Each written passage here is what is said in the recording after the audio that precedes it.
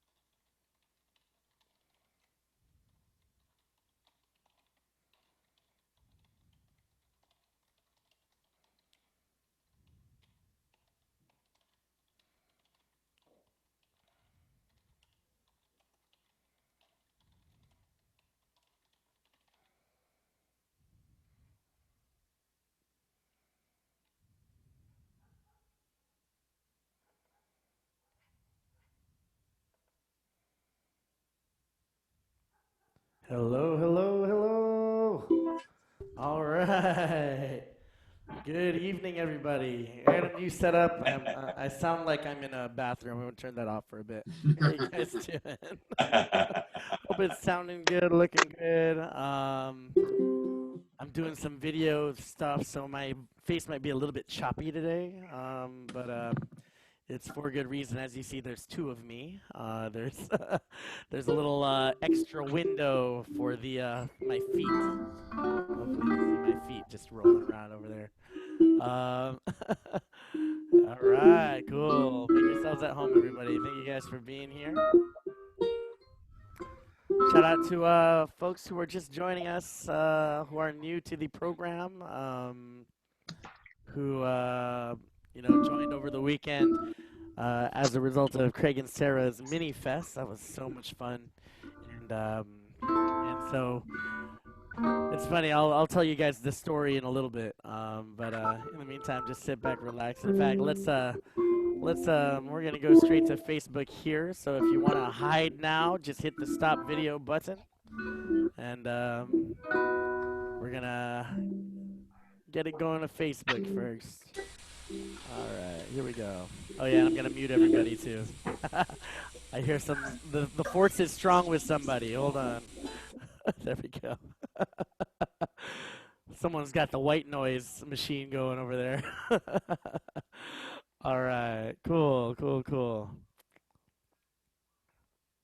All right, so we're gonna start by let's see, let's go to Facebook really quick. Going to Facebook Live in 5, 4, 3, 2, 1. And we are live. Happy Monday evening, everybody in the Bay Area, all around the world. This is Monday Night Ukulele with your host, Ukulele. That's me. And shout out to everybody in the Zoom room. Wave to the cameras. Zoom, zoom, zoom. Hello. All right, so we're just getting started, letting everybody in the room here. If you're wondering, how do I get into that room, make sure you're signed up to the mailing list and that you check your spam folder too. I just sent the email, so hopefully you all got it. And yeah, we're going to start the way we always do, with a little Just My Imagination to get warmed up. You can practice your C major scales and do all those lovely things. So here we go, starting with the bass, or starting with the drums.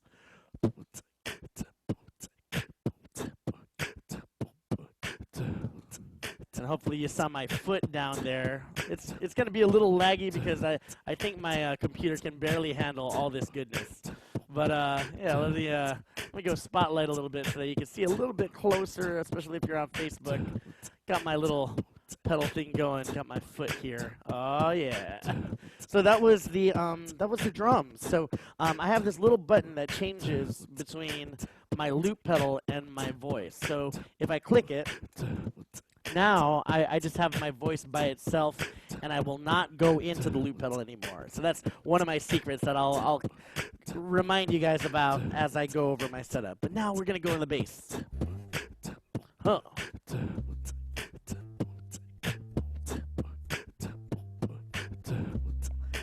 And see, that's in the loop too. So I got this buttons. I think you might be able to see the colors of the buttons here. I got yellow and green. So when I click it again, it's gonna go back to green. I guess it's kind of hard to see. I don't know, try to get some better light over here. Maybe as it gets darker, you can see it better.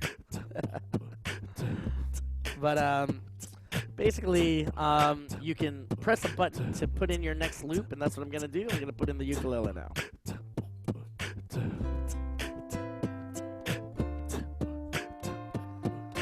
I'm gonna do 2 loops.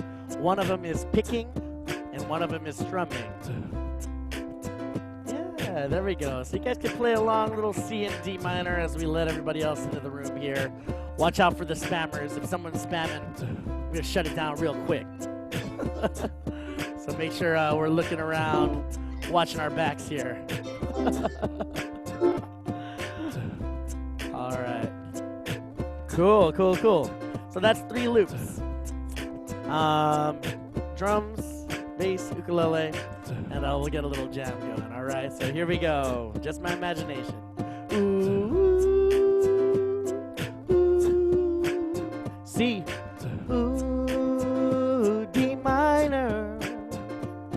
Each day through my window, I watch her as she passes by. Yeah. I say to myself, you're such a lucky guy to have a girl like her is truly a dream come true. Out of all the fellas in the world, she belongs to me. But it was just my imagination once again running away with me. It was just my imagination running away with me. Gonna stop the loop, hit it. C. Soon we'll be married and raise a family. Oh yeah. Have a cozy little home out in Oakland with 2 children, maybe 3. I tell you, I can visualize it all. No, this couldn't be a dream, for too real it all seems. But what, everybody? But it was just my imagination once again running away with me. It was just my imagination running away with me. All right, ladies and gentlemen, otamatone, Tommy.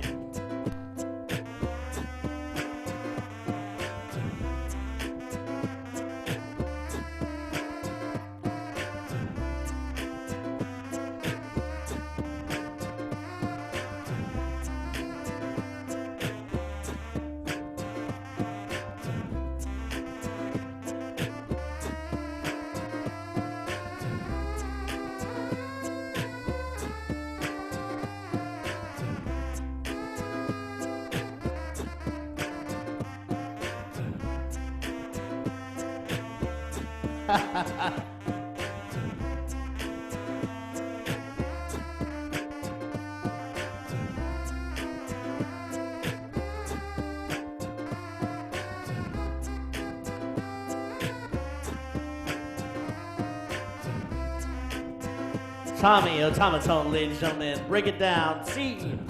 Every night on my knees I pray. Dear Lord, hear my plea. Don't ever let another take your love from G, or I'll surely die. Oh, her love is heavenly. When her arms enfold me, I hear the tenderosity. But in reality, she doesn't even know me. It's just my imagination once again, running away with me. It was just my imagination running away with me. It was just my imagination once again, running away with me. Ooh, it was just my imagination running away with me. One time. All right, we're going to go back to the room. Say hello to everybody. Somebody scream. Yeah.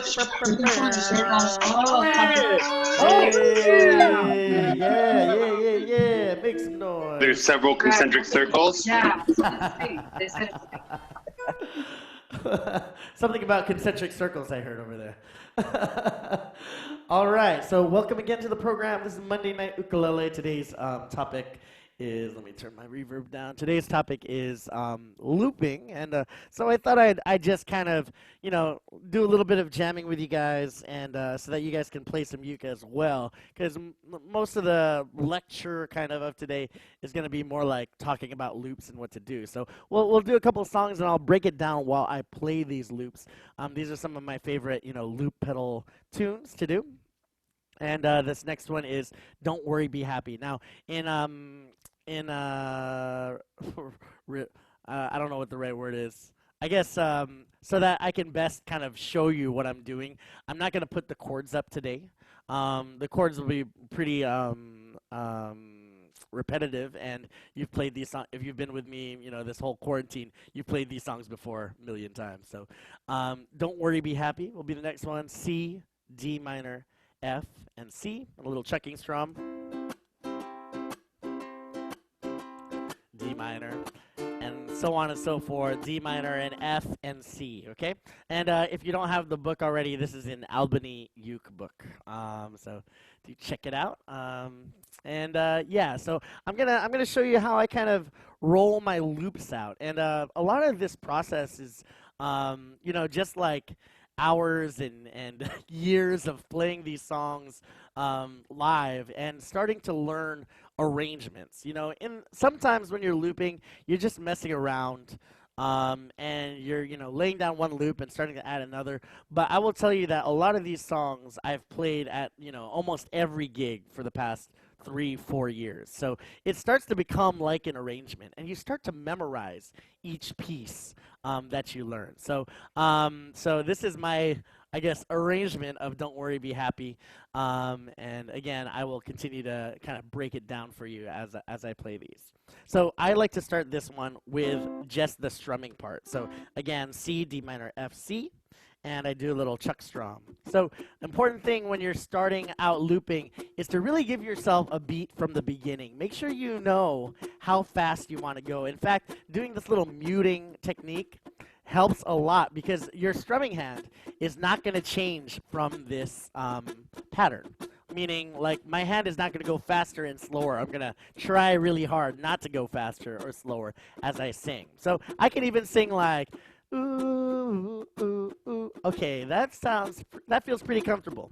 When I'm about to start my loop, I'm just going to hit the button right on beat 1. So another very important thing when you're looping is to always have a sense of 4. Going 1, 2, 3, 4, 1, 2, 3, 4, 1. And when I say 1, I press. Ready? And 1, 2, 3. D minor. F. And then you pray that you didn't go any faster. C, 2, 3, 4. 1, 2, 3, 4, 1. All right, pretty good. So, again, when you start and stop on a loop pedal, you press always on beat 1.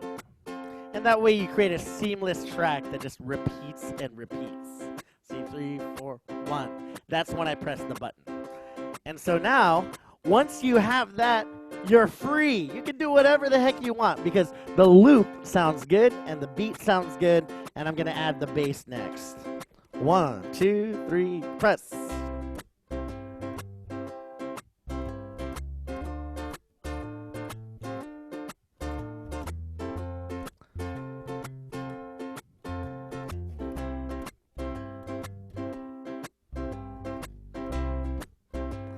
And so it's going to keep looping, and as long as that yellow button's on, it's recording over and over. So I can actually press it whenever I want, as long as I don't do something random and mess up the loop. So I'm going to press it, and it's locked in. So now I can play all sorts of stuff, and it's not going to record. All right, so I got 2 loops in. And now I like to add the drums. And for me, I press the button so that I can activate my loop mic, which is the same mic. So this box right here actually changes between being into like one channel of my mixer, and then I press a button, and now it sounds a little different. It's in my loop pedal, and you'll see that little button lighting up to tell me it's looping.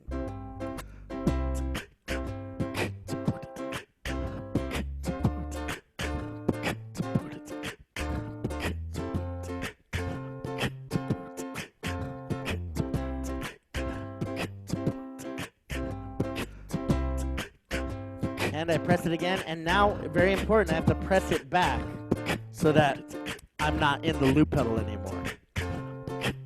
All right? Sorry, I'm going to check the chat because sometimes this is when people tell me that that the sound sounds messed up. All right, someone's saying that can't, no bass sound. So I can turn up the bass a little bit because I'm in a fader right here.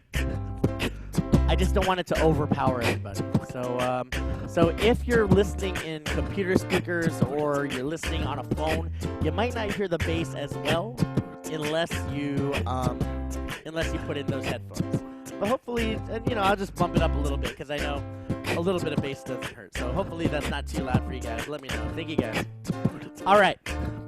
So this is a fun part, and especially for you vocalists, if you've never got to, back yourself up on vocals, now's your chance because I can press this button again and again. Watch for that light to light up. Light. Can you see that light in the kind of this corner light right here? I feel like a weather person. There it is. So that light tells me that something is going into the loop. And right now my talking is lighting up the light. So I'm going to add my little ooh-oohs, and I'm going to do it twice for the harmony. Ooh, press the button.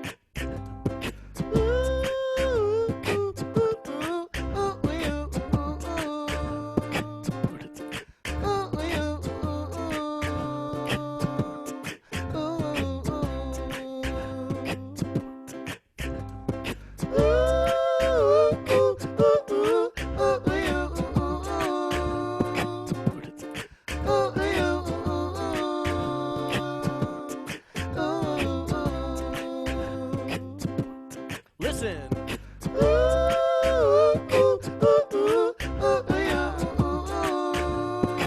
Oh, yeah.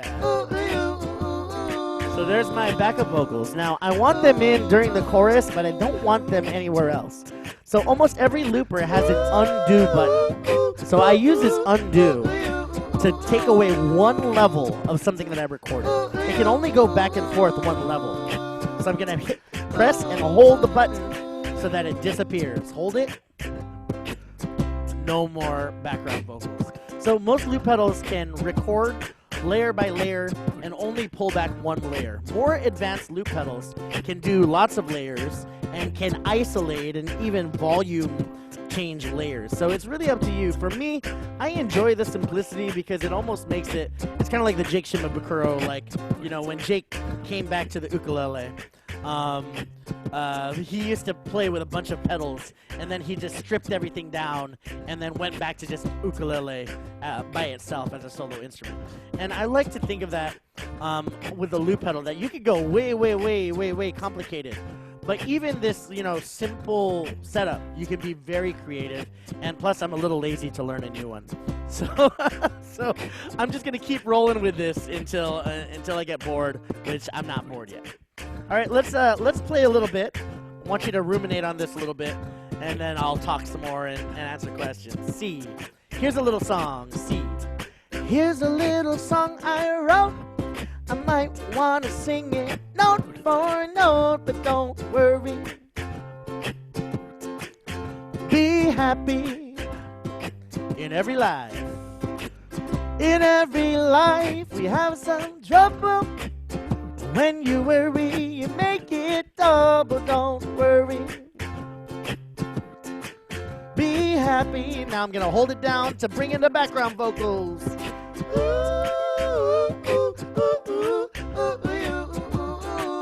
Don't worry. Be happy. Don't worry, be happy now.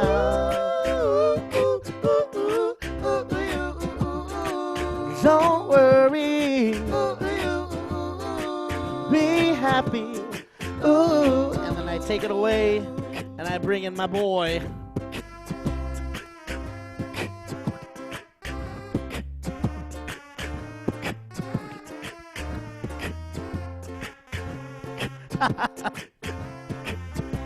Turn it up, Tommy, a little bit more.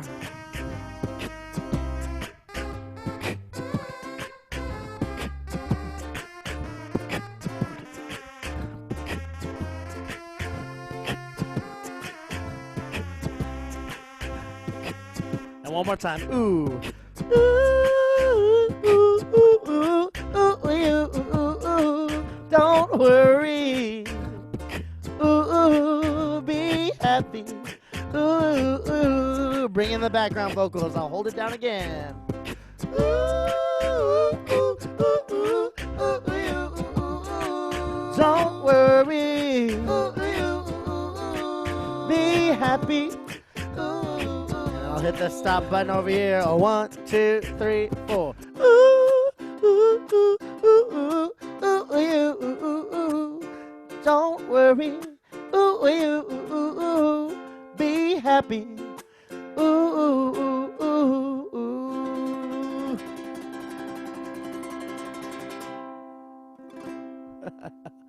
All right, thank you guys. Thank you so much. So, we got a lot of questions, which I like. So, I was very excited for this one because some other tutorials or workshops that we teach, people don't like to ask a lot of questions because they're all stuff that people talk about. But since we don't often talk about looping, let's talk looping. So, I'm going to go back to gallery over here. Let's see. Where is my mouse? All right, we're gonna go back to gallery view over here.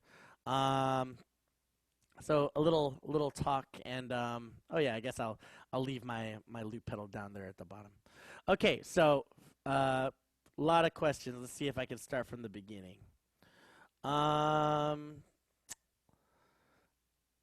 Okay, so yeah, someone was asking about the music. You can go to tinyurl.com/MondayNightUke.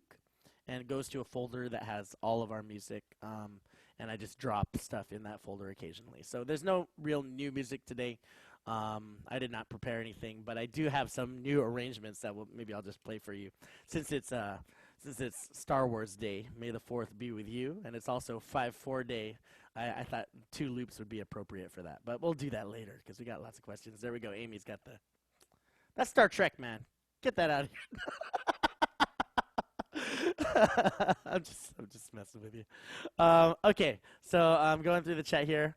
Only use your toes. You know what's funny is that because we're in quarantine, like I'm so used to wearing slippers all the time, and when I always say this, when I changed from being a public school teacher to being a full-time musician, I traded my shoes for flip-flops immediately. So I went flip-flops like all the day long. But now that we're inside all the time, I'm going bare feet, which kind of hurts to play these pedals and to play a pedal board. But I'm starting to learn how to use my toe a little bit, which is super gross. So too much information. All right. Do I need a loop pedal or just use the main stage 3? I'm actually not sure what a main stage 3 is, but I will tell you this. A lot of people are asking about like loop pedals, which ones to buy, what I need. Loop pedals all do pretty much virtually the same thing. So it's just a matter of how many features do you really need on your loop, and also how many buttons is a big deal. Now, if you go like a very popular company, which I haven't gotten into their pedals, I just haven't spent the money on them. Boss is very popular with looping, and almost every Boss pedal has a attachment for extra buttons. So you can buy a foot switch to have more control over your loop pedal, and we'll talk about why you would want more buttons on a loop pedal. Okay. How did you switch between instruments with the looper? This looper is kind of really nice, and it's funny because first I bought it because it was a little cheaper than the Boss. I'm not gonna lie, the price point definitely was a big sell for me. Digitech Jamman goes for about $250, and so pretty cheap for this size and breed of pedals. So I'll talk about mine personally. This is a Jamman stereo, which means it actually has 2 channels. So if you have a stereo effect like a piano or something, that would be something where you'd want to have 2 channels just for the one instrument.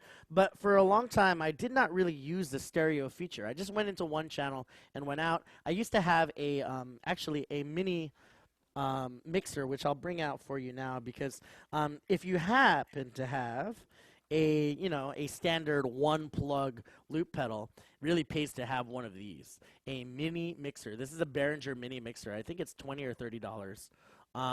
And so you get 4 channels into one output.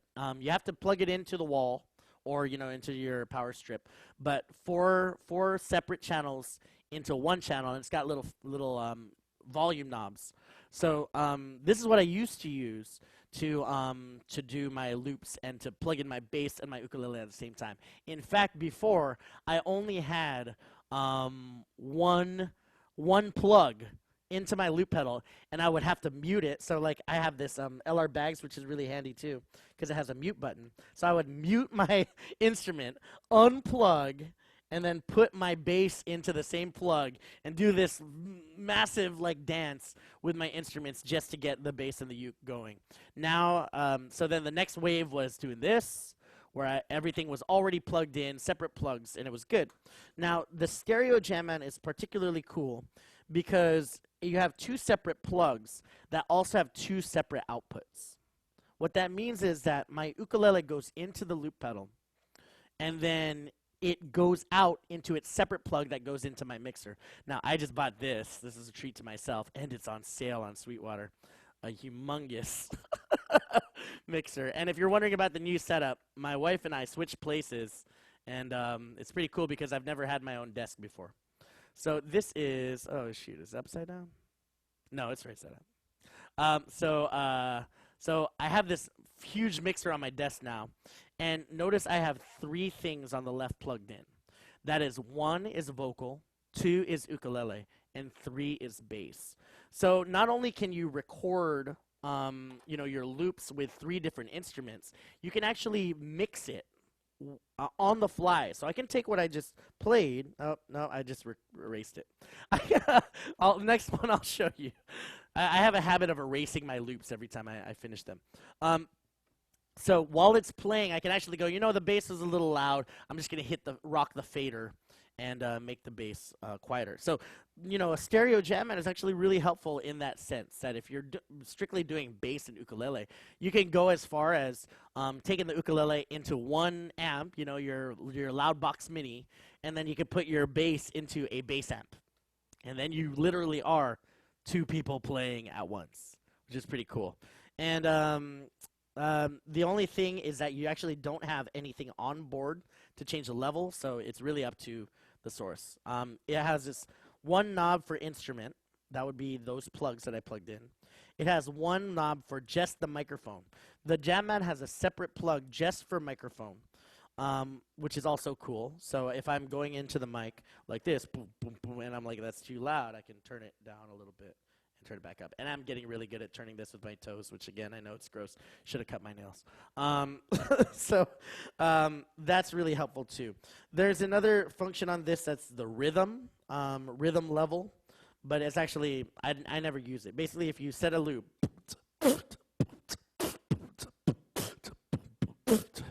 it takes that loop and decides how fast you're doing it, and puts a little drum track in there. And I've never really played with it, but actually it will get into something that's important, is that if you're learning how to loop, it actually does really help to have a rhythm section to set up your loop so that it's in time when you record it. We'll talk about that when we actually get into the mechanics of setting a loop. And then last thing is the loop level, which like once you've set the loop, all the instruments will be a certain level and you can fade that in and out. Now the buttons. Someone's asking me, why do you have several buttons on the ukulele? So, sorry, on the ukulele, on the loop pedal. So there's the two really important buttons of a loop pedal are the record, play, overdub button, and then the stop button. Now there are single button loopers that do it all at once. So I can record something, press it again. Press it again. So that keeps going. And then I think this will work. If you press it twice, it stops. Nope, not this one. Some loopers, if they have one button, you have to press it twice, like a double click. This is annoying. This is not fun. It's cheaper to get a one-button loop pedal, but really it is worth it to get the two buttons if you're going to do it live. If you're just going to play around, go ahead and get the one button. But if you're going to use it in a piece and you want to stop it on time, it's really hard to double tap every time you want to stop your loop pedal. So I really like having both because, you know, like what we did in Just My Imagination, you go C, D minor, and then you hit the C, boom. Soon we'll be married and raise a family. That's a part where I want to stop the loop for effect, you know, sing it, and then start again. And it's really helpful to have two buttons. Now, why 4 buttons? Now, this is really cool. I have to shout out to my friend, I don't know if you're watching, John Latini of You Love, Ukulele Lovers of Vallejo, here in the Bay Area. So he has been my student for, I guess, a year and change now, John.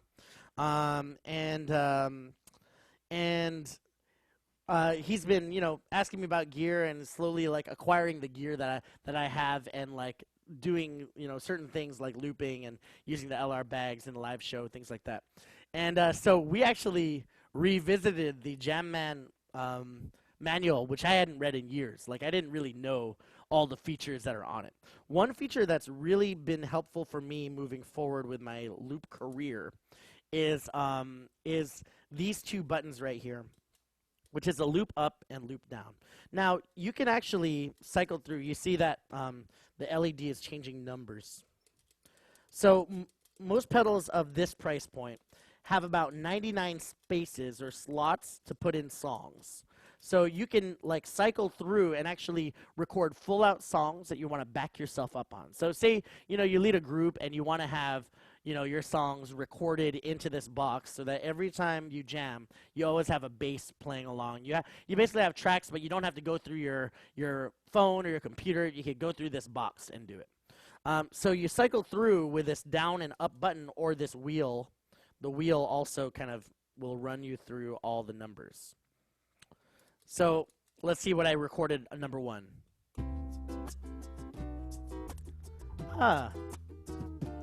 Just the 2 of us. Very cool. All right, now I'm going to go to the number 2. What is it? Oh, just the 2 of us with drums. So this is actually a perfect example of what I did for this performance with the 2 buttons. I can record loop 1, and then I can press these 2 buttons, store, to save it, and then I can record a completely separate track, number 2. And I can actually do like a cloning deal where I record 1. I can do, this is how I did it. Okay, so just the 2 of us. I'll recreate that moment. So here's the main chord progression. E minor, or sorry, C, B7, E minor, D minor, G, C, B7, E.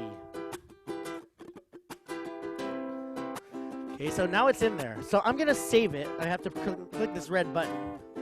Saved. So now it's number 20 forever. I can leave it there.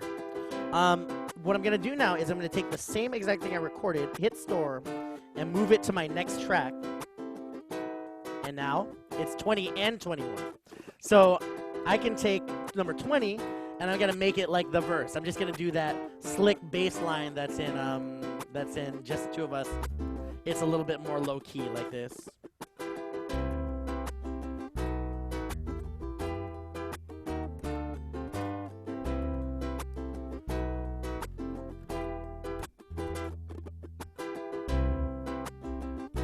Alright, so that's the chill one. That's number 20. I'm going to go to 21, and if I leave it on 21, it will automatically play 21. So now there's no bass. Now I'm going to do the rockin' version with the octaves. Here's the octaves. Boom, ding, boom, ding.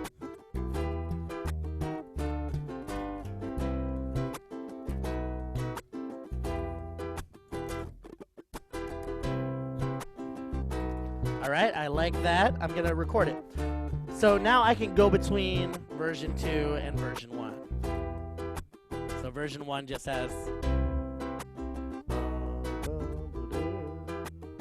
But it's all the same track, and I just I carbon copied it so that I could do different things to it. So that's just one example of using the several buttons. Now, in a gig too, like say you just want to use this as a backing track machine, then it's just nice to be able to go, okay, I want to play that one.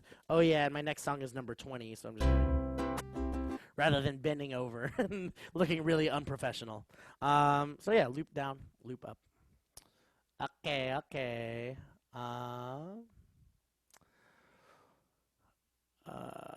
Yeah, and hopefully I'm answering some of these questions here already, but Ghislaine asks, when you add the second voice, you didn't press the pedal. Oh yeah. So if you press the record button, even though it's re-looping, like going through the same loop, it just keeps adding to that one track. If you guys, I know I'm not that old, but if you can remember, like, 4-track or tape players or anything like that, you'll kind of understand this system where it just kind of repeats and repeats, and you just layer on the same track. It's all just one track that you're layering. So if I take this loop, make it if we try, just the 2 of us, just the 2 of us, just the 2 of us. We can make it if we try, just the 2 of us, just the 2 of us, just the 2 of us. We can make it if we try, just the 2 of us, just the 2 of us, just the 2 of us. We can make it if we try, just the 2 of us, just the 2 of us, just the 2 of us. We can make it if we try, just the 2 of us, just the 2 of us, just the 2 of us. And if I don't like what I did, I hold it down, and literally everything I did just goes away. So that's one track only, and that's what happens when I press the button once. It's actually interesting. So I actually totally messed this up on Saturday, so I had to like re-record things. What happened was I tried to erase it, but I kind of faultily pressed the button. Once you press that button again, you lock a level. Like, We can make it if we try. Just the two of us. So I just did that little thing. And I go, oh, wait, I wanted to add one more thing. La la la la la la la la. So there's two levels already. We can make it if we try. I can never get back to that we can make it if we try part because I literally laid 2 layers on it. So I can only erase this top layer, and this one is forever locked in. It's like a white elephant.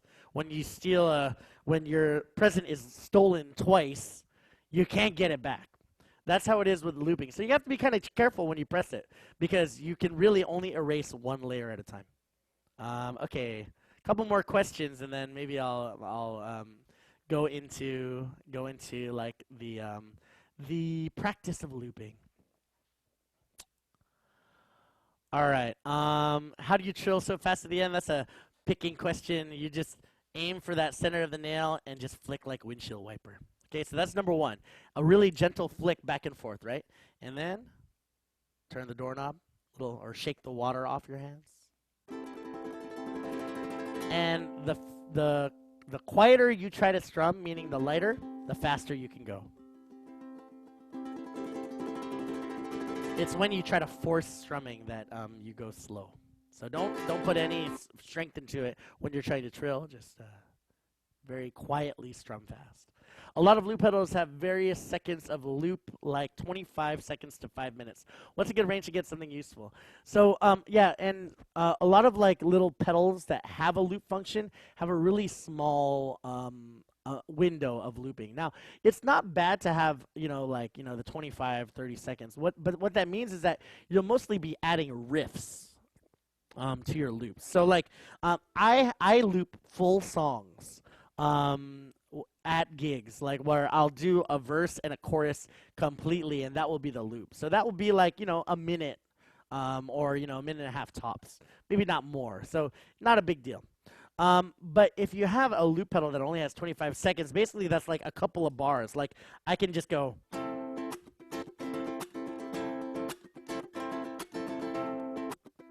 And then that's my loop, and then I can just add little riffs.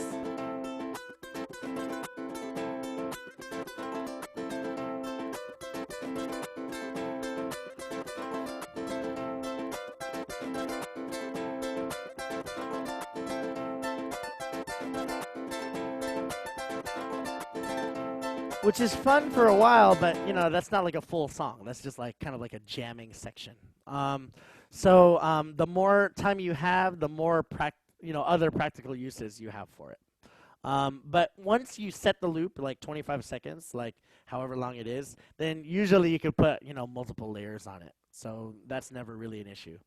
Yeah, imagine like like having a camera, but you have a certain SD card. Like, do you want 4 gigs or do you want 8 gigs? It just depends on how much space you're gonna need. Even though I start on beat 1 for my looper, my timing is still off in syncing multiple instruments on beat 1. Any tips on getting everything in sync? That's an interesting question. And Bill, are you in the room? I want to clarify with you. Where's Bill at? I'm gonna allow you to unmute yourself, Bill, if you want to speak to that a little bit. Yeah, Bill. Bill. Is Bill still in here? You can unmute yourself and address the crowd if you like. So the question is, even though I start on beat 1, my timing is still off for multiple instruments. Now, timing is a really important thing with looping. If it always starts with timing. And so when I kind of show you how we're going to go through looping, timing is going to be kind of the lesson, which is going to be kind of mundane. It's like, basically, can you play with a metronome? If you can play with a metronome, you can loop. You're ready to loop. I found my mute button there, so Oh, there we go. Bill, what's up? Yeah, but basically, okay, I lay down my, say, my uke track, and then I want to bring in my bass.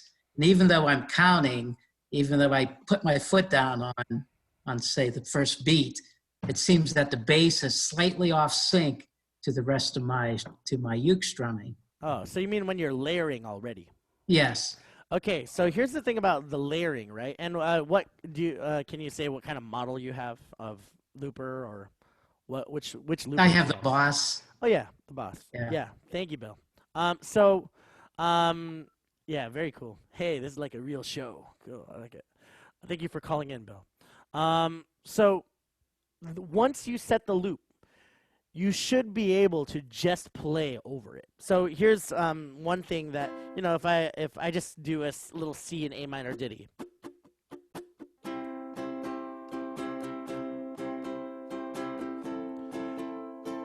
One, two, three, four, one.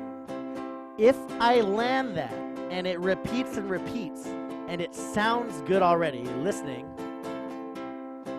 then all my job now is just to make sure that I come in right on top of it. So I actually don't need to press the button on time. So remember what I said about laying down the next layer of tape. The next layer is just going to keep going and keep adding. So I can press it as early as now.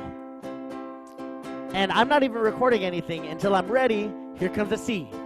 1, 2, 3, 4, C.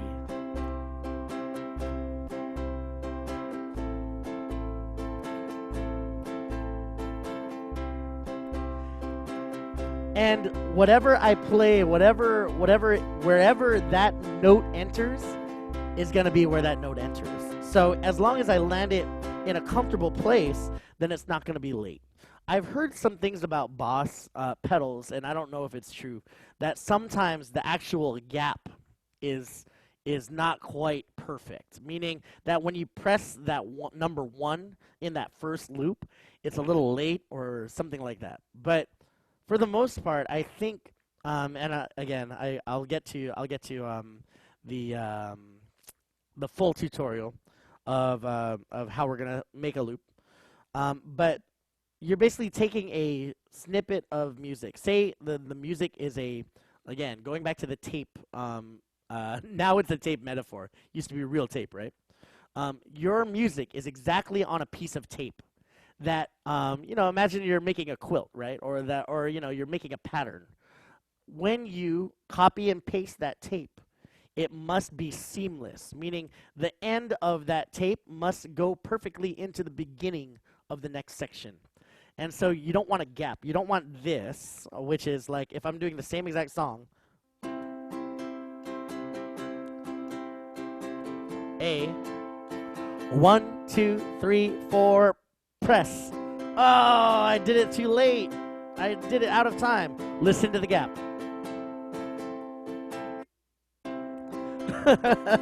That's what happens when you loop it and you don't press it on time, is that you have this gap where like, oh, the music should have started again, but because you pressed it late, the tape was longer than the music needed.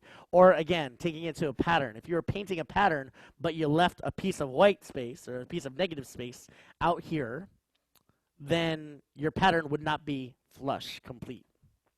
That makes sense? So hopefully that helps Bill. Yeah, practice just getting one loop down. Again, that first layer is the layer to nail, and then getting the other instruments is just a matter of doing it in time. Jumping in at the right time, which is pretty much like jumping into a jam session. It's like if somebody's already playing and you're like, oh, I want to play too. You're gonna wait until you feel that pattern, and then you're gonna jump in on time. Okay, last couple of questions. All right, what would a beginner need to get started? I'm gonna get into that with my little my lecture. I'm gonna do a little lecture. Effects on my pedals. So I have a wah pedal, which I've used. I've shown you guys that before. That's this guy right here. Oh wait, where are you? So I have the pedal, and right now I have the luxury of being in my mixer. So this mixer actually has its own little effects. So it's kind of nice. The only thing is that you can only toggle one effect. So like if I want Tommy to sound really, really reverby, well, all the rest of my instruments will sound reverby too, or I have to turn off my reverb. It is nice as an ukulele player, just talking about pedals, to have a good delay or reverb pedal. Because, the ukulele itself, as beautiful as it is, it doesn't really sustain very long. And, if you're playing in a very dry place, meaning like there's no echo or anything, your sound kind of dies quickly. And so having a reverb or delay pedal makes you sound, ethereal no matter where you're playing. And sometimes it's really important for ukulele, especially if you're like a instrumental ukulele player. Having reverb or delay is good. So I have the LR Bags. I'm an LR Bags fan. I have their reverb. Cool. Kind of settings do you use in your DI? And some people can't hear the bass layer. Again, plug in some headphones. I can turn up the bass more, but definitely sounds better with headphones. And compression, yeah, my friend Brian Liu, if you've seen him in a workshop before, our workshop a couple of weeks ago, he uses compression on his pedal or on his ukulele, and it does really help. I haven't really found a compression pedal that I want to buy, um, and I feel pretty good with the stuff I have now. And then, all right, here's a really good last question I'll take here, and then I'm sorry to leave Facebook hanging, but it seems like everybody's here in the loop in the Zoom room for the most part. Um, the last question is, do I have a pedal that modifies by octave? I do not, but ukulele players, if you don't want to learn a new instrument, I love my U-bass, by the way. Shout out, Call a Brand Music. I'm wearing your shirt because I love you. Um, and I'm obviously sponsored by Kala, so I have to say they're the best. But the U-bass really changed my life because when I was growing up, I played electric bass, which was really big, and my friend let me borrow his bass while we were in a punk band, and I just lay down recordings on the bass. It was really fun because it adds such a big dimension to your music. The U-bass changed my life because not only is it small and mighty, meaning I can put it in a duffel bag and bring it to the gig. It's like very low footprint to add it to your arsenal. It actually is played much like an ukulele. So you really don't feel like you're playing a new instrument. Like you don't really have to learn that much to play U-bass versus ukulele. You just have to learn where the notes are. And shameless plug, I am teaching a bass lesson on Cynthia Lynn's Patreon in 2 weeks. So stick around for that. But the U-bass is really sweet because it gets that low end that we all love, and pretty good price point too for an instrument. So the Octaver, I got to give a shout out to my friend Ben On, who's on Hawaii. If you don't follow Ben on Instagram, he is the best. He has a really good follow on Instagram. He's doing these a cappella songs, arrangements where it's like 5 of him, and he's like, he's talking smack to like his backup singers who are him. It's just he's so fun. And is Kauai born and now lives on Oahu. Really cool. Ben on AHN, and he was actually a really huge influence on my loop pedal kind of journey. So I had been doing looping, at the same time that around the time I met him, probably 2012, 2013. But I used to just put the ukulele and my voice in. So I do stuff like, just my imagination, which I play all the time. I do it like, I do it with just my voice. And I just go, which is actually kind of fun with a loop pedal. If you're a singer, it's really fun to loop these.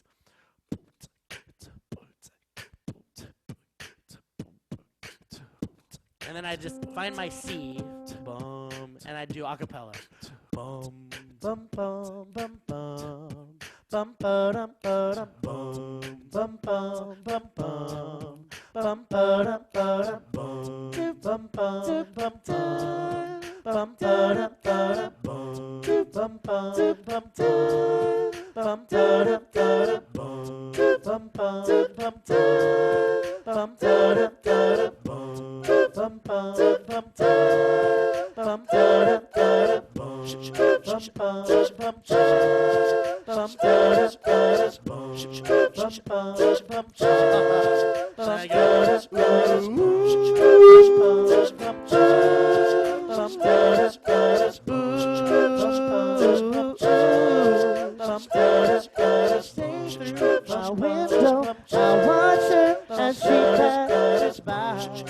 so I do stuff like that. That's like all a cappella and all into the box, and playing ukulele in the background, but mainly in an a cappella arrangement, really.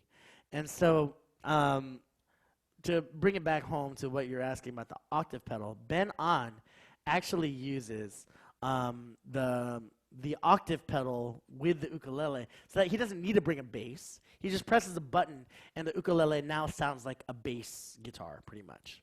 And so you can do your same arrangements, but just with the ukulele alone. Drop your ukulele 2 octaves to make it sound like a bass. And my only caveat with that, and this is why I love the U-bass so much, is that you could get a pretty good bass sound with the ukulele, but it's nothing like the real bass, and the closest thing, in my opinion, is a U-bass. Like, a lot of people, especially when we go to NAMM, like, will turn the corner at the Kala booth, and they'll hear someone shredding the U-bass or, playing like an upright sound on the U-bass. And then they'll turn the corner and go, what the heck? Like, it's this small U-bass making the sound. And so it really sells it for me when I'm doing a show to bring in the ukulele. And everyone's told me this, like, especially with the loop pedal format, you drop the bass. It's like, and I'll turn it up for this one so you can hear it, but my first song at restaurants is often Waiting in Vain. I get that in, and then I crank up the bass here, drop it.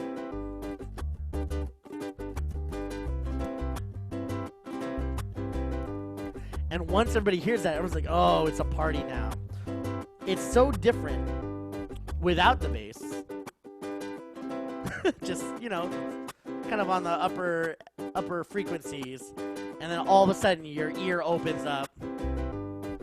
It's like adding salt to your food. It's like you never tasted food until you added salt to your food. And that's the bass. So you can do a lot with an octave pedal and, have some fun with, the different arrangements of music. I just have found that really the secret to my success on the loop pedal is playing all the instruments separately and are like real instruments. So adding the bass and the ukulele. The only thing is the beatbox. Until I can start to bring a real drum set into the gig, I'm just gonna go beatbox. It's cheaper, and a lot less to carry. Okay, so I'll take more questions at the end, but I do want to. Man, time is flying. It's already 7 o'clock. Let's see. Some questions on Facebook. The cost summary would be good. I do have a gear page on my website. So I'll put that here, ukulele.com/gear. Put that on Facebook if you want to look at any of my stuff. And I don't know if I've updated it with some of my newer gadgets, but for the most part, my basics are there, what I have. And someone was asking me if I'm plugged in. Yes, everything is wireless. I use Shure wireless gear, and I do that live. And I also really like doing it here because I know I'm plugged in and I don't have to hit any wires. So I'm always kind of plugged in. Okay, so really quick breakdown of looping, and also I found a really cool app to show you, and hopefully when I get there my tech works. I've been toiling all day onto how to best demonstrate some of these things. Okay, so if you have a microphone on your loop pedal, if you can put in a microphone, this is sometimes the best way to practice. This is one of my favorite exercises to do with a loop pedal, is just straight up counting. So can I count very robotically, and again, imagine a metronome or a ticking clock, just to 4. 1, 2, 3, 4. 1, 2, 3, 4. And again, there's choreography with the loop pedal. You literally have to press the button at the right time. You literally have to go boom on 1, and then again, start it on 1 again. Okay, so it goes like this. 1, 2, 3, 4. 1, 2. I'm going to press it here. 1, 2, 3, 4. 1, 2, 3, 4. 1, 2, 3, 4. 1, 2, 3, 4. 1, 2, 3, 4. And if it sounds like a robot going 1, 2, 3, 4 with little or no gap, that's great. That is, in essence, what you have to do with a loop pedal to make it work for you. Now, to case in point, I can take the loop that I already did, and I'm going to change my mic so I don't get my heavy breathing in there. But I'm going to play the loop that I already laid, which is 8 counts, right? 2 counts of 4. And I'm just going to do 2 island strums 2 patterns of island strum to that. So 1, 2, 3, and here I'm going to press it again. one, Arm it. It's two, recording. 3, Strum. 4. 1, 2, 3, 4. 1, 2, 3, 4. 1, 2, 3, 4. All right. So see, I already messed up. And those of you at home, maybe you noticed, I went too fast. 1, 2, 3. So I got to 4, slow down my 1, island strum. 2, 3, 4. 1, 2. Here 3, we go. 4. 1, 2, 3, 4. 1, 2, 3, 4. 1, 2, 3, 4. And now I can take 2, massive solos. 4. 1, 2, 3, 4. 1, 2, 3, 4. 1, 2, 3, 4. 1, 2, 3, 4. 1, 2, 3, 4. 1, 2, 3, 4. 1, 2, 3, 4. 1, 2, 3, 4. 1. Ta-da! The 1, 2, 3, 4 jam. Okay, so that in essence is what you're doing, except if you just do it with the ukulele, then you really have to be super careful. So it's really important to practice with a metronome. And here's some ways you're going to use the metronome. So really fun too. If you Google metronome, you get a metronome. So you don't even have to download anything. Just Google metronome, and it will literally appear to you on the screen. Voila, metronome. And so I'm going to pipe this in, so hopefully it's not too loud. Tell me if it's too loud here. But I'm going to start at something conservative like 80. And just so that you're aware of the mathematics, metronomes perform on beats per minute. So 60 is exactly 1 beat per second, ticking clock. Wow, that sounds a lot slower than I thought. Hopefully I didn't break any speakers, by the way. So it's not the friendliest sound, you know, metronome. Sometimes it drives us crazy, but this is the musician's tool. Like if you want to be serious about, you know, or at least even on an intermediate or like an amateur level, if you want to get better with time, metronome. So 60 is kind of slow to practice. I like 80 to start. And so what I like to do when I'm doing strumming is first, and shout out Mitch Chang, who taught a little bit of metronome stuff at the Mini Fest on Saturday. That took guts, Mitch. It's not, nobody wants you to tell them to use a metronome, but here we are. So the first thing is, can you do down strums on a metronome?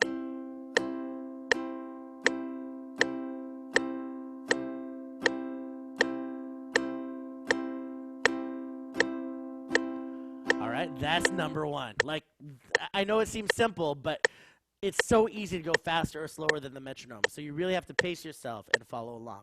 Now here's a hard one. Can you go down up with a metronome?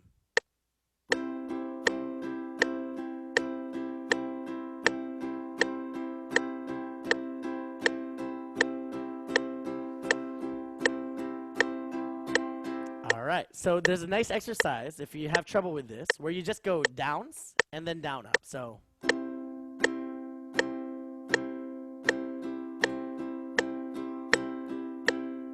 and you get closer and closer to, remember, a down up just splits that beat exactly in half.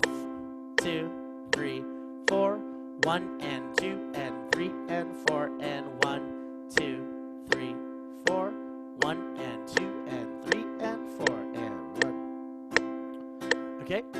So now there's two things that you do with this. One is you could just do your loop with down ups. And in fact, you can do loops while listening to a metronome, and it will help you greatly. So like, say I want to do Stand By Me. So I'm just going to do down ups to the metronome, or even downs will work. And remember, I'm going to count myself off. So that's the important thing too. 1, 2. Before you start laying the loop, give yourself like a ready or not, here I come. There's a Philippine dance, if you've ever seen it, with the sticks, called tinikling. I can even stand up. Take a little stretch break here. And the dance is in 3 actually, and it's just you step in, 1, 2, 3, 1, 2, 3, 1, 2, 3, 1, 2. Actually, it's 3, 1, 2, 3, 1, 2, 3, 1. That's actually how it goes, right? And so the dancers always go like this: 1, tip, tip, 1, tip. Tip, 1, tip, tip, da da da da And I think about that. It's like towing the water before you're actually going to do this dance. It's like, let me see if my feet know how fast I really have to go. And shout out, Philippines, to Nickling. Good morning to all of you in the Philippines right now. When you do a metronome, not only can you give yourself a 1, 2, 3, 4, you can actually also click out. This is nice to do. 1, 2, 1, 2, 3. Then you start C. And again, keep it consistent. A minor, A. 5, 6. Change to the F. G7. C. Now we press.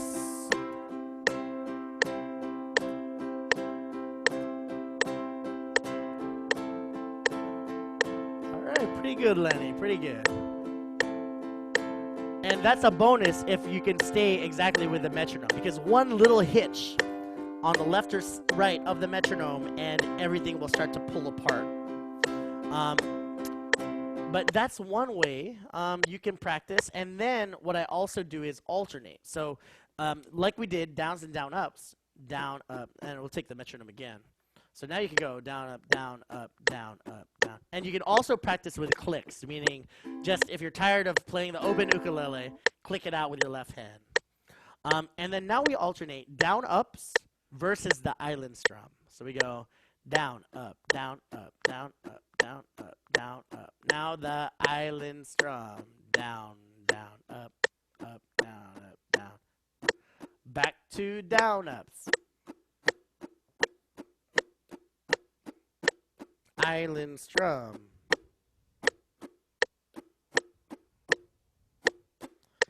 And then I can do the same thing again. I can take my metronome and I can play the metronome and then try to add the, oh yeah, and so I will go to the big screen here.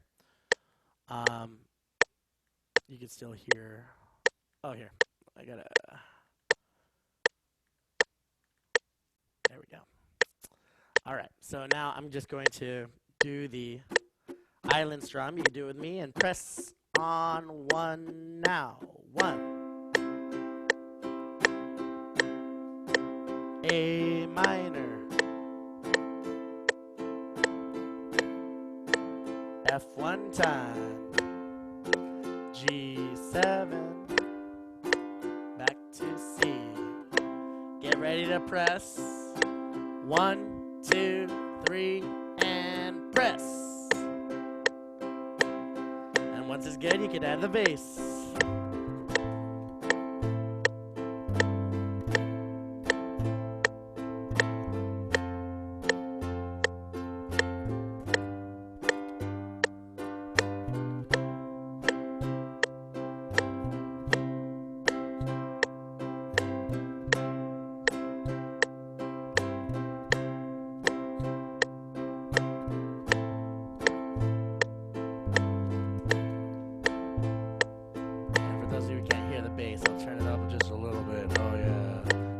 Cushy bass. And then you can practice your solos. I'll stop that crazy metronome.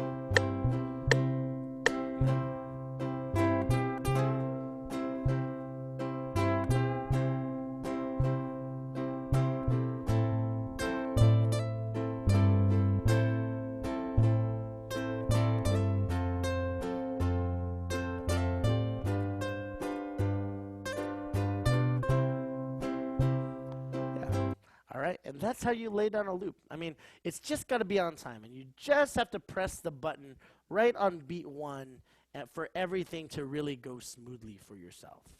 Oh yeah, someone still can't hear my bass. Everybody else hear my bass? Oh, there's a there's a delay in my metronome. And can anybody else hear the bass, guys? Someone is saying they can't hear my bass. Oh, okay. Let's see.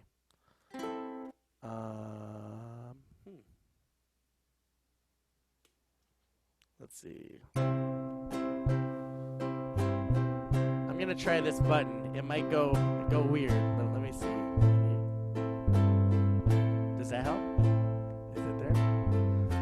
bass.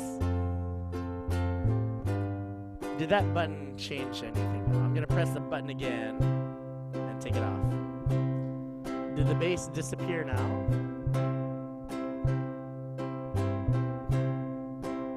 I know there's a little bit of delay. So the bass is still there. Okay, so I will say, if you cannot hear the bass, if you are on a phone or a device that does not carry the bass, or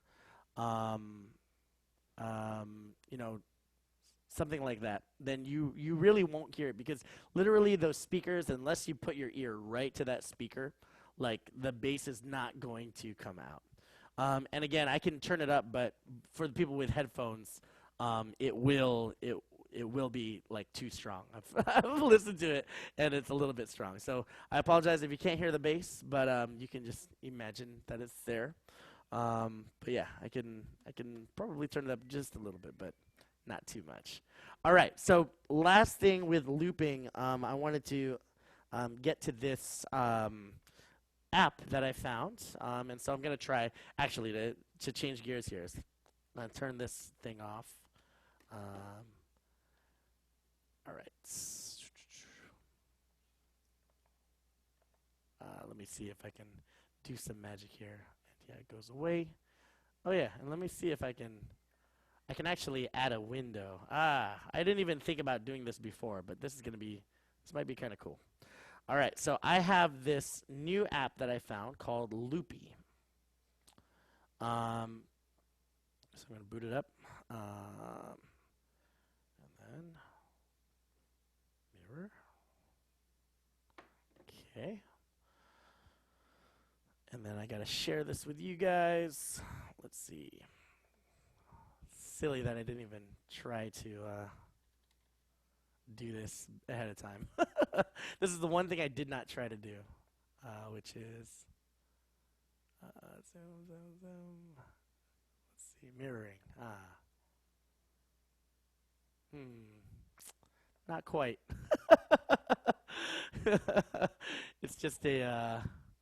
It is just a black box right now. Let's see. Yep. Okay. I will remove Loopy. All right, so I'm going to share this with you, which is going to make me really small. Unfortunate. But here.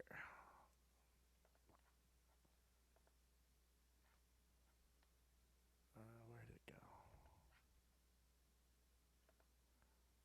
There we go. All right, that's my phone. This is called Loopy. It is $5 in the App Store. There are some other apps that are also usable, but this was also recommended, I think, by the Tonight Show with Jimmy Fallon, and I have great respect for his musicality and also the Roots, and so I felt like that endorsement was good. So hopefully you guys can see Loopy. And I'm going to plug it into my microphone now to see if I can get it to work with my mic. And you see there are 8 circles. Oh. All right, so I got to unplug otamatone. Plug it in here. All right, can everybody see that? So you see there's like a little circular thing going around and around. Right now there shouldn't be any sound going. Let's see. Oh yeah, cool. All right, so I'm going to erase that. All right, so now it's just a tick-tock ticking clock of a metronome, which is here. I can turn that off. All right, so looping. This is cool because this app is, a really nice intro into the skills. Again, you can get, it's really important to get the hardwire one if you want to use it in a gig. I think you could figure out how to use something like this in a gig, but this is actually a really nice practice. I was just messing around with it right before this class, and it was just super fun. So what helps about this is that there is a metronome, so it actually does cut that first part of making it perfect. It actually takes that away. Here's what it does. So I have this metronome playing nonstop. It's at 100 beats per minute.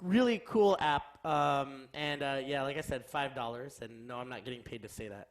But this is on iPhone. I think it's on Android as well. It's called Loopy.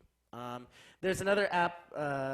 As you know, we're getting to the end of this, and then we'll just have kick it time for questions, and I'll play you some of my arrangements. So this next one is an app called Endless with 3 S's. Endless. And this is cool. I haven't gotten to play with it as much, but I was listening to this podcast late at night. Really cool podcast too, on remote jamming, which we always talk about in the ukulele community. Like, I just want to jam with my friends. Like, can we hook up and can we meet online and play at the same time? And the short answer is no. There's this thing called latency, which is literally our computers are trying as much as possible to go the speed of light, right? But even then, it still takes time going from one end to the other end. So even if I'm playing with you on the other side of the bay in San Francisco, that electric signal is bouncing back, and it takes, they say about, 1 millisecond for that sound to travel back and forth, which is already too big. It's like even the electricity is like too long. Imagine like trying to jam with someone if you've ever been to a stadium where someone has a microphone on the field and they say something into the mic, you hear that much later. So, it's just mathematically impossible. But Endless is a really cool thing where what it does is it loops things that you play. So you're going to see this waveform as I dial in a loop. Let's see. Oh, yeah. So I'm going to try to...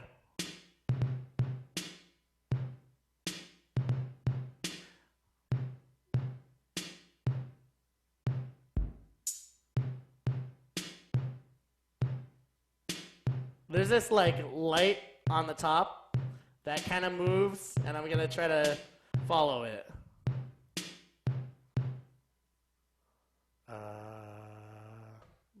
Private jam, no. Okay. Wait, ukulele. Okay, I created private jam. I don't know. That's never happened. It must be something new. Jam. Okay.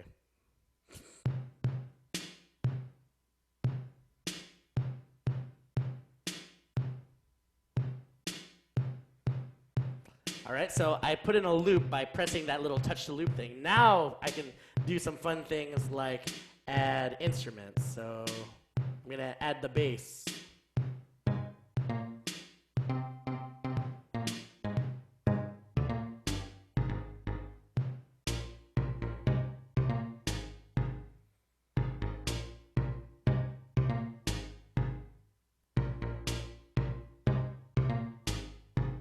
And then I can add other stuff. So the cool thing about this, and I'm not doing really doing good justice.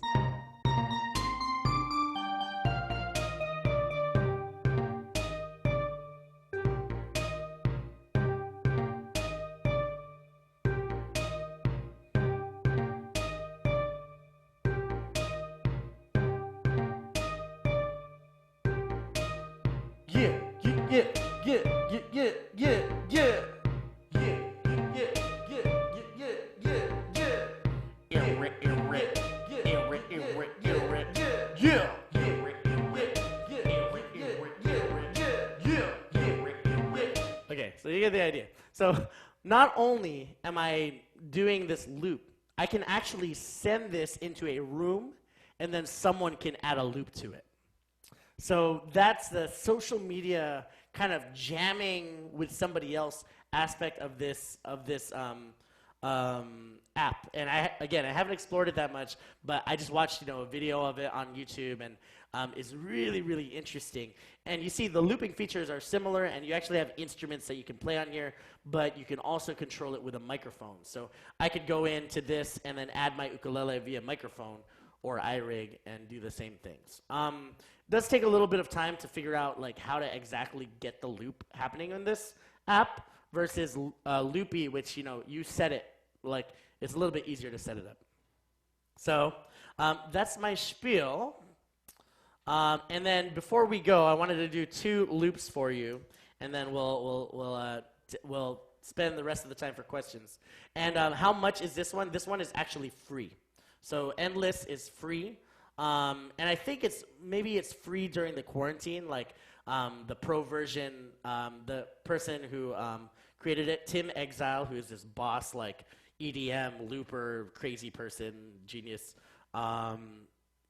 He invented this, and it's free for now because he figures now is as good a time as any to have this remote jamming platform out into the ether. So hopefully I'll see you guys on it. So since it's 5/4, may the 4th be with you, and I'll say to all of you, and with your spirit.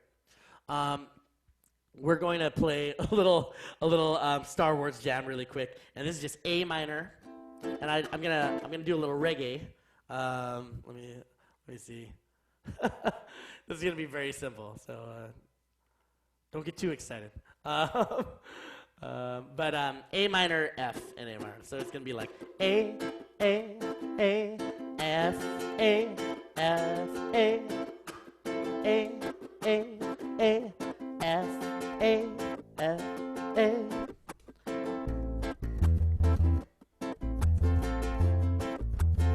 Oops, I messed it up.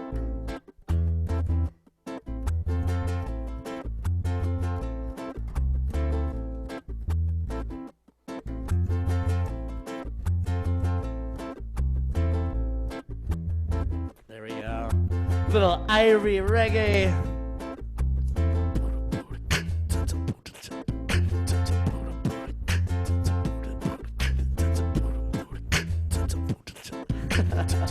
Let's plug Tommy back in.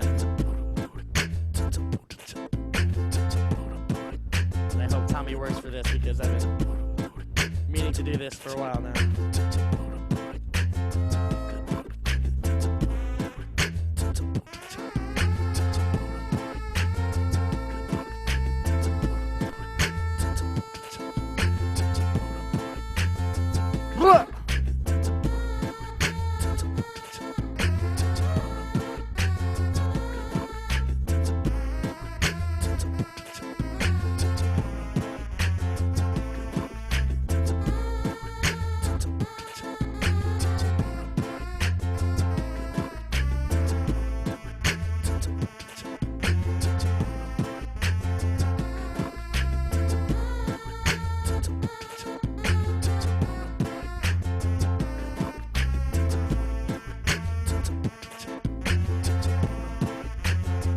Hada-ho!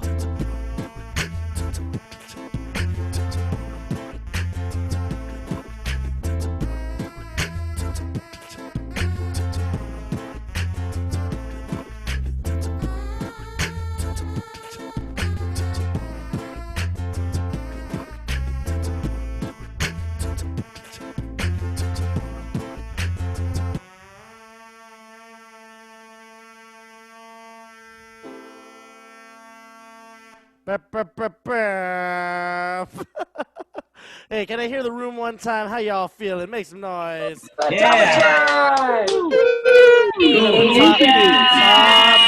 Oh my goodness. Someone had those subwoofers up. Tommy. Thank you guys. And then the other one I wanted to do really quick, and this one's kind of hard. Shout out to my friend here in the Bay Area, Lawson Navarro. He's kind of one of my more jazzy friends in my ukulele community here. You might have seen him at the Alameda Uke Night if you're in the Bay Area. He does a cool version of Take 5, and since it is 5/4, it is May 4th. It's actually 5/4 day, which is what this song is in 5/4. So I'm gonna do this one and show you a little bit of what I would do for this song. So oh yeah, and I didn't shoot. Of course, I forgot to change back to my my setup where you can see my foot. So let me do that really quick. Yeah. And so little Dave Brubeck, Take 5. And let me get my oh shoot. Technology. All right. Thank you guys for hanging. By the way, this is I've been so excited to talk about looping with everybody, and just between the Craig and Sarah sound check and the performance this past weekend, I've just been having nothing but like real excitement for talking about looping. So I definitely want to do this more, where we can talk about things like this, because, like I said, a lot of things in ukulele, a lot of people are talking about, and looping is not yet at the forefront of that conversation. So it's nice to kind of break it open a little bit and talk about it more. Let's talk about it, man. Let's discuss our feelings about looping. All right. Whoa. All right. I think that works. Okay, we're back. All right. Here I am. So this is take 5. So it is in 5. So it's challenging, but if you can count to 4, you can count to 5. And so the strum pattern, down, up, up, down, up. That's the A minor, and that's 1, 2, 3. 1, 2, 3. Try this pattern. Down, up, up, down, up, down, up. Up, down, up, and I'm doing a little mute. Down, up, down, up. 1, 2, 3. 1, 2, 3. 1, 2, 3. 1, 2, 3. 1, 2, 3. Now it would be easy if that was the only part of it, but we got to do E minor 7, which is like a G, and I do it like a G7, but no index finger, right? E minor 7. So that's going to be the second chord. So A, up, down, up, and then we're only going to do 2 E minors. E minor 7. 1, 2, 3, 4, 5. 1, 2, 3, 4, 5. 1, 2, 3, E, E. E, E, da, da, da, da, E, E. A, E, E, A, try it.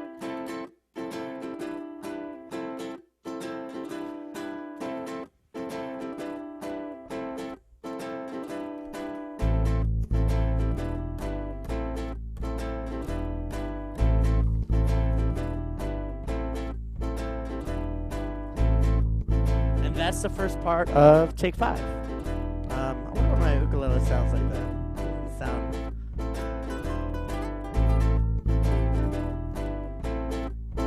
Sounds kind of like harsh. All right, so that is the first part. So what I would do with my loop pedal is actually save that,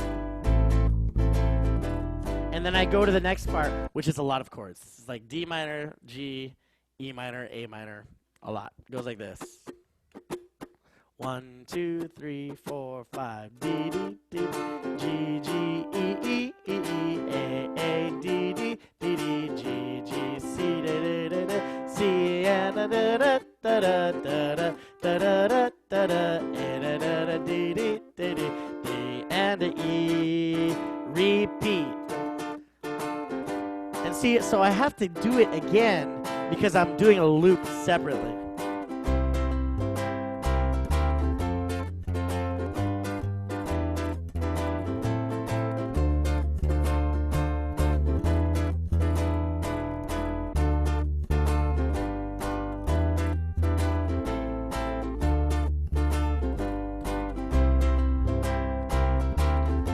And I save that. And now I can go back to 25.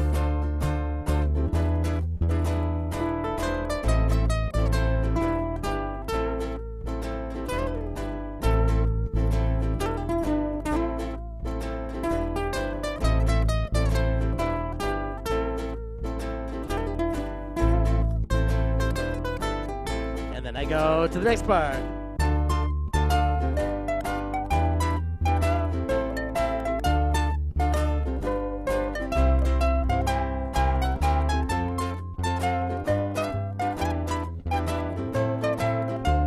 Back.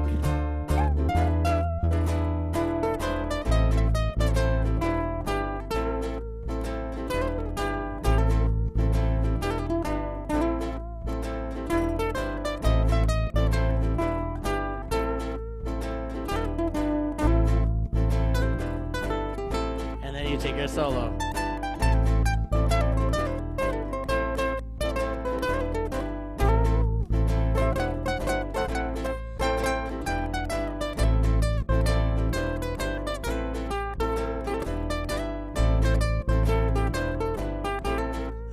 Second section.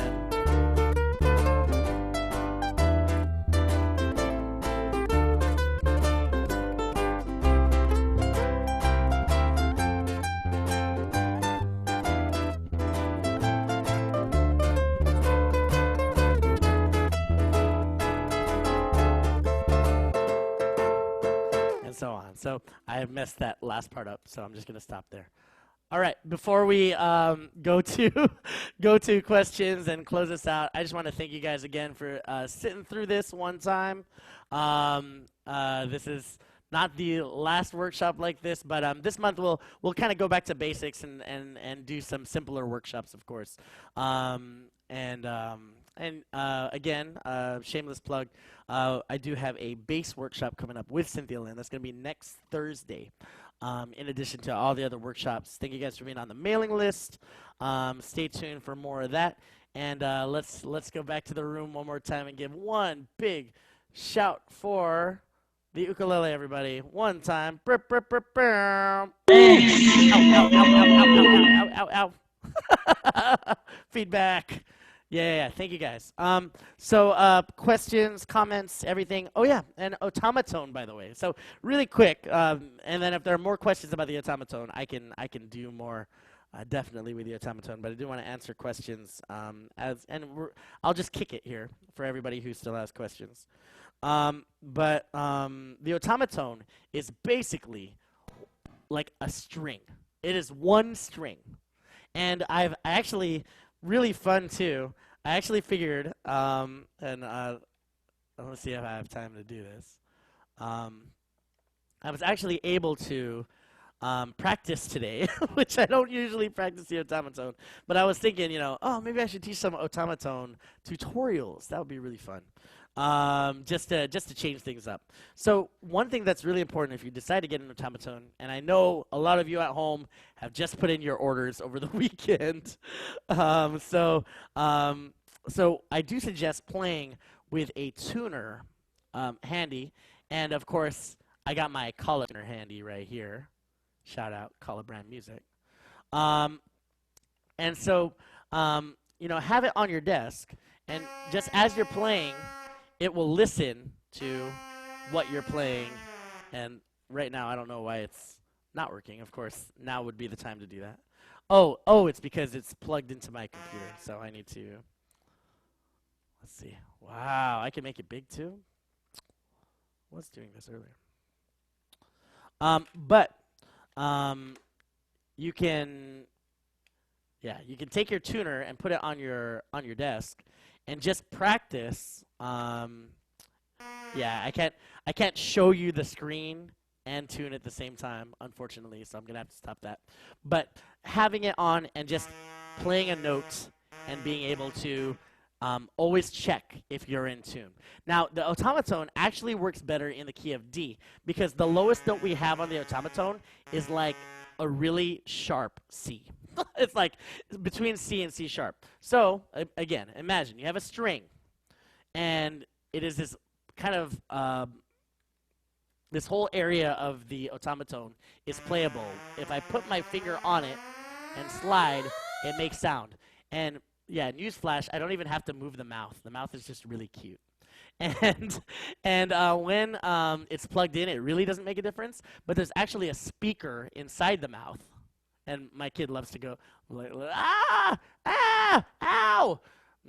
really likes that.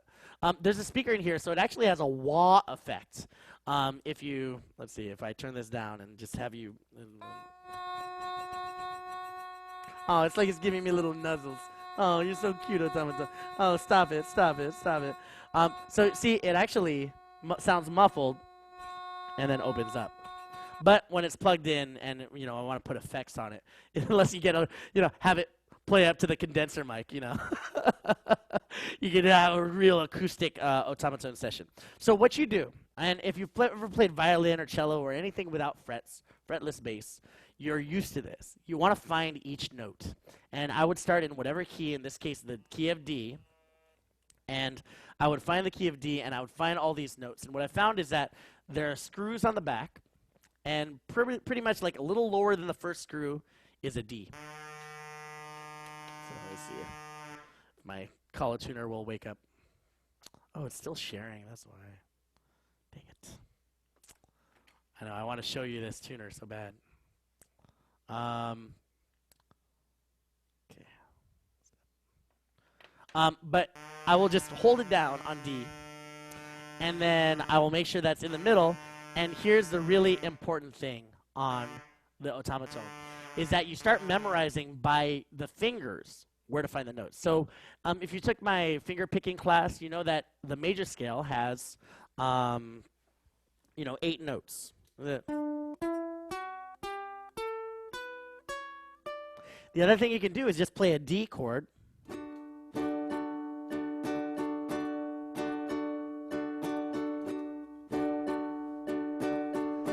And then tune your otamatone to that note. So that sounds pretty good. So now I can find the first 3 notes. 1, 2, 3. 1. And I just have to remember where exactly those notes are. And this is how you learn violin, cello, any of the string instruments. You just remember where they are. So I would even take like maybe an expo marker or something and just put like where those notes are. Like, mark it here, or take a dot or something like that, and try to remember that. Now, someone was commenting earlier in the chat, like, otamatone sounds way out of tune. It's really hard to sound in tune. And again, I'll tell the story again.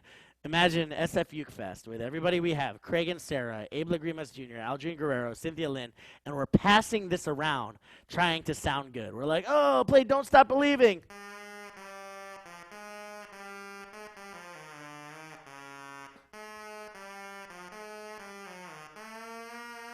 And it's really hard to sound good. And so one thing that I've learned, because my background is string instruments, I did play cello in high school. And so one thing that helps a lot when you're playing otamatone is vibrato. So actually rocking your finger just like a little bit makes it so that you can't really tell if you're out of tune.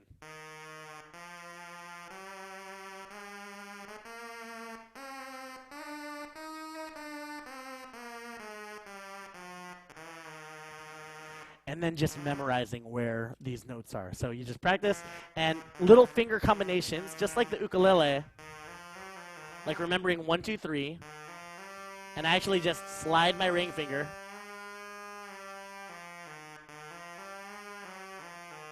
And then for 5, I use my pinky.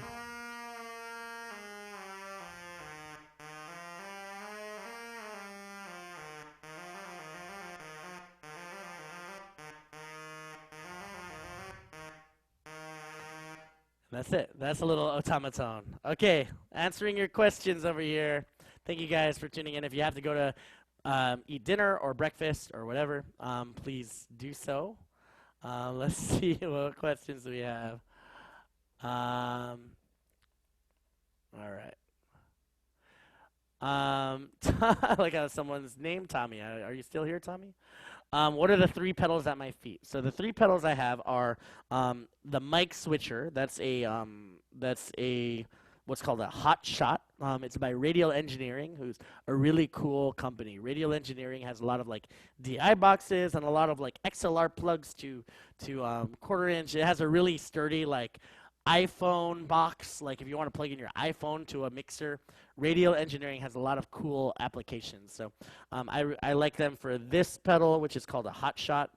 It allows me to switch my microphone over to the loop pedal. And then, of course, the loop pedal itself. And lastly, I have my LR bags, which controls kind of like, it's a fine-tune way to control the sound. And yeah, I got to check into why my sound sounds so tinny when I do the loop. Must be something, I don't know. Maybe my LR bags is a little bit too like trebly. Here's my NDI again. Show you my screen. So yeah, there's the LR bags, and maybe I just have it tweaked up a little bit too much. Too much treble. I can turn the treble down. If you're an ukulele player who plays live, LR bags is one of the like switchblades. You kind of gotta have it. It has a boost button, which I use for solos. It has a mute button, which also is a tuner, which is very valuable. If you are, on stage and you need a quick tune, you just mute, and it just tells you if you're in tune or not.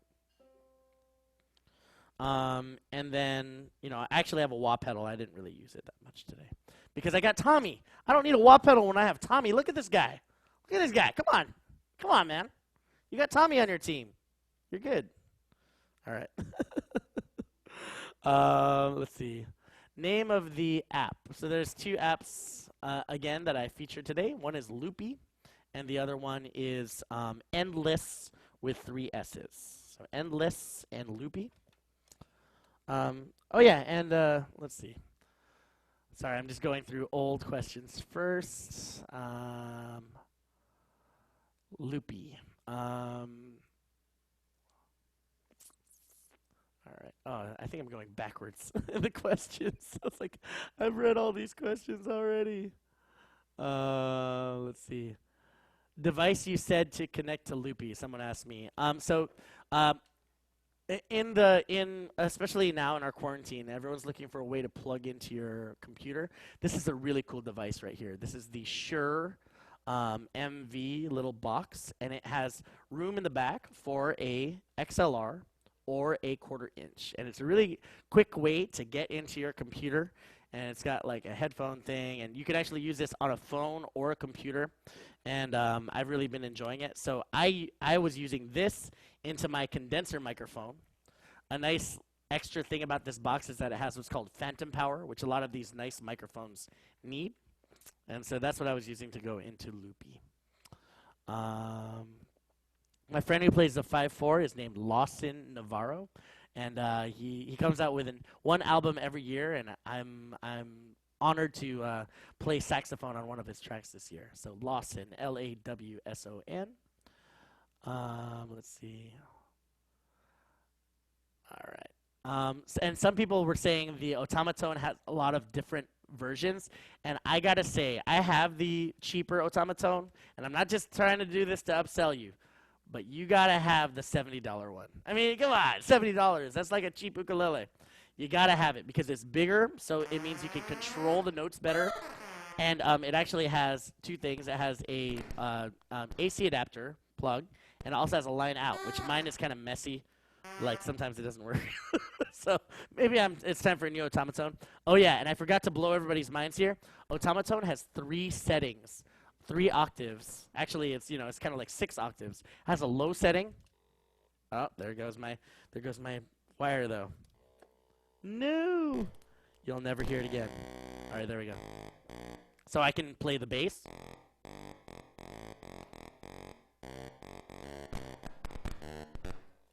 Yeah, and I can get into the middle, and I can even go really high too. Yeah, I know you guys love that right now. So I'm gonna stop playing that. I'm gonna stop playing that right now, so that I don't lose any more of you. So that is the power of the otamatone. Let's see. What microphone do I use? I use this old Blue condenser microphone. Blue is a really good company that sells a lot of entry-level stuff. AKG is good. Apogee is good. You can go Samson. Samson's kind of like sort of more on the low end. But almost everything these days that is a USB condenser mic is really solid. So there's a USB version, but this happens to be the full version that you can use in any mixing board and go into an interface like this. So when you get into like home recording and things like that, it's nice to have a condenser mic with an XLR cable that plugs into a mixer and things like that. Let's see if I left any juicy Facebook questions out. I know I keep leaving Facebook hanging. But it seems like everybody who had questions and comments and who was watching was mostly in the room. The Jamman stereo and consider the foot switch accessory. Yeah, so there is with all these pedals, there's a foot switch extra thing.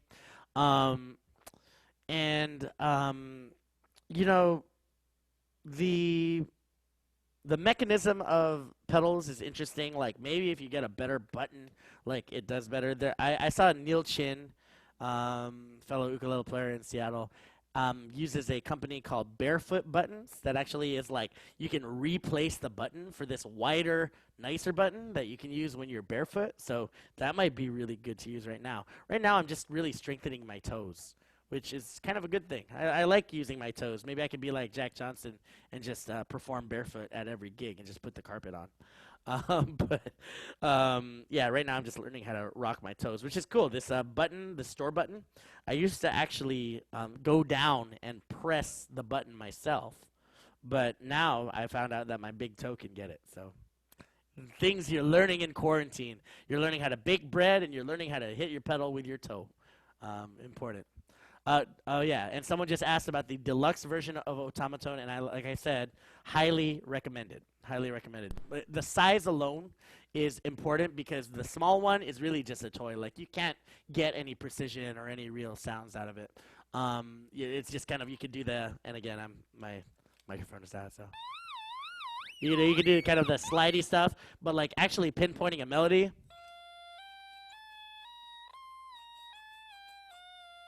Is even harder on the tiny ones. So the tiny ones are cool for toys, and in fact, I don't even know where this is, but the really small one is actually really cute for kids too. So I gotta send one in the mail to Craig and Sarah for Cameron.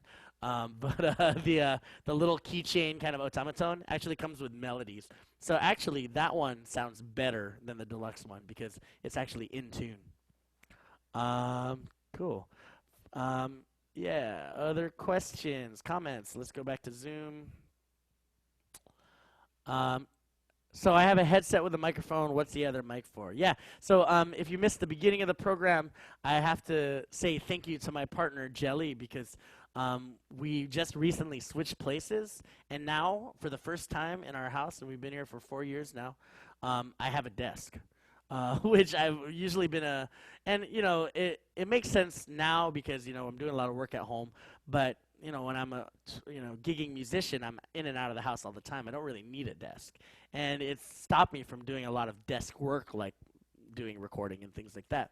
But this is my desk now, so I have this condenser on the desk just so that I can plug in if I need to lay down vocals or something like that. But right now, I was using it for the Loopy app. I was actually plugging into my Shure Motive. Shout out, Amy. I know you got one of these. I was plugging the condenser into this just so I could plug into my phone. So it was my separate microphone for my phone so that I could do stuff with that. What kind of strings do I use on my U bass? I have the round wound metal strings. These are Kala proprietary strings. However, I do want to get a new shipment of strings. They actually created round wound strings for the bass. If are familiar with strings on an electric bass or even a guitar, there is a version of string called flat wound, which is super smooth, but it's also metal. They just made one for U-Bass that is so beautiful, and doesn't have like all the extra noise of shika shika shika. It's very smooth, and it's actually a little bit higher tension, so even sounds more full and more bassy. So U-Bass, right now I go round mounts, and this is the Journeyman, which is like the mid-range U-Bass, and already comes with metal strings. So you don't even need to change them to upgrade to metal. If you hate rubber U-Bass strings, try metal and see if you're a believer. How often would you change strings on ukulele? I like this question a lot because when I was growing up on playing guitar, I would literally never change the strings unless I broke a string. And part of that was I didn't know how to change strings, so I didn't want to learn. And also just like if it ain't broke, then don't fix it, However, strings have a life, and strings actually have a relatively short life, especially if you play a lot of ukulele. So I always start with just the basic. Like, if you haven't changed it in a year or more, change it right now. Like, you will notice a difference. At least once a year if you're a hobby player and you don't pick up the uke that much. If you play regularly, then I would advise, once every 6 months, at least. And then even as far as once every 3 months, if you play a lot, you go out a lot, And then if you're a professional, generally you're changing strings once every month. So get that subscription to strings, or buy a 12 pack and have it for the year. Basically, when you change strings, there's a couple of issues with strings. One is we have actually is an issue with us. We have oil on our fingers and dirt on our fingers and just skin that rubs off. I know it's gross, but that gross stuff gets on your strings and makes it so that the strings don't vibrate as well. And so you actually want to change out your strings so that you get a fresh set of strings that will vibrate and resonate properly. So you'll notice this if you've never changed strings and you get a new set of strings. And shout out Steven Espanola, just put out a video on how to change your strings. So check that out. Check out his page. Then get them changed. Or if you don't even want to learn how to do it, like go to a music store, and I think you can pay like $10. Just say like I need to change my strings, and then you buy the set of strings and you have them do it there. Definitely worth the investment. It is really more exciting than a car wash. Like car wash is like nice, but it's also cosmetic. This is not only cosmetic, but also just vibrance of sound. You'll notice immediately. Do I wipe down strings after gigs? I don't. I don't get down on that level, and I don't have a rag in my uke case. Pretty good idea to wipe down the strings if you really care. I just like to change it. I change my strings pretty often. And what strings do I use? I use D'Addario strings. I really like their titanium line. They also make a really good Nile Tech, which is like kind of like their version of Aquila. It's like nylon mixed with like plastic polymers. That's good. And then another good set is Jason Artimoto's PhD strings. I really like, and especially the low G PhD strings are really cool. So those are my favorites. D'Addario, D-A-D-D D-A-D-A-R-I-O, D'Addario. Yeah, D with an apostrophe. D'Addario. All right, answering your questions. I wonder if I should turn on a light as well. It's getting dark in here. Hold on. Ding. There we go. All right, any last questions before we wrap today? Checking the Facebook one more time. Looks good. All right, I think we're gonna wrap it for today. Thank you guys so much again for sticking around. Monday Night Ukulele, and I'll see you Wednesday morning, 10 a.m. for the Kids Jam, and Friday for Aloha Friday. I'm also hosting an open mic, but I actually want to open up my open mic this week to any instruments. So if you play any other instruments that you haven't, that you want to dust off, this Thursday I'm going to be hosting an open mic in honor of the Fireside Lounge Ukulele Night. But I have some friends who don't play ukulele, and I want to feature them as well. So I'm gonna give out some time slots and feature kind of a host of instruments. But I'd like to host an open mic this week. Shout out to Amy, who's watching at home, who does a lot of open mics and jams here in the Bay Area and now online. And I'll be doing one this Thursday and doing a little hosting, and hopefully no Zoom bombing this time. All right, that's it for today. May the 4th be with you and with your spirit, and have a wonderful evening. And this Thursday, I'll probably start at 7 p.m. on Thursday. Okay, have a good evening, guys. Thank you. Oh, yeah, we got to go to gallery view. Come on. Hey, bye-bye, bye-bye, bye-bye, bye-bye. Bye, everybody. Nice to see you guys. Let's see if we get that feedback. Thank you. Thank Hello, you. ladies. Thank you, Thank guys. you. Honey. Thank Hello. you, darling. Thank you. Have a great week, Hey. everybody. All right, kicking all you crazy people out. Bye. Bye, otamatone.